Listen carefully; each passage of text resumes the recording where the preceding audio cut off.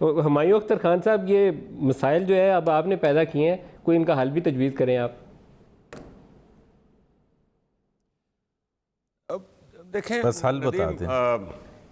obviously یہ گولی IMF کی ہمیشہ اتنی کڑوی ہوتی ہے، اور ہماری میموری شارٹ ہے، ہم بھول جاتے ہیں کہ 1999 میں کیا ہوا، یا اس سے پہلے کیا ہوا، یا 2008 میں کیا ہوا، یا 2013 میں کیا ہوا، کیونکہ اس سے اتنی تکلیف پہنچتی ہے خاص طور پہ غریب عوام کو، اور پاورٹی لیولز بڑھتی ہیں۔ اور دیکھیں نا، اگر آپ نے خود فرمایا کہ LSM جو ہے لارج اسکیل مینوفیکچرنگ نیگیٹو پہ جا رہی ہے۔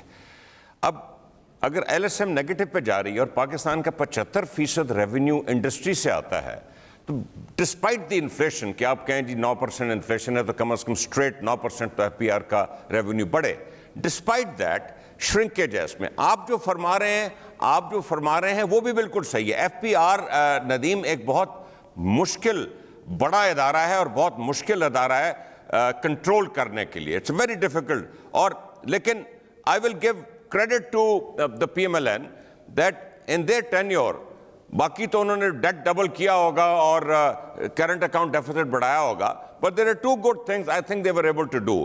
ون، انہوں نے FPR ریونیو ڈبل کیا، اسی FPR سے کرایا۔ اس کا مطلب یہ ہے کہ ادارے میں یہ صلاحیت ہے کہ وہ ریونیو کلیکٹ کر سکتی ہے، اور ایک وہ 5.8% گروتھ پہ 5.8 گروتھ پہ وہ لے گئے تھے۔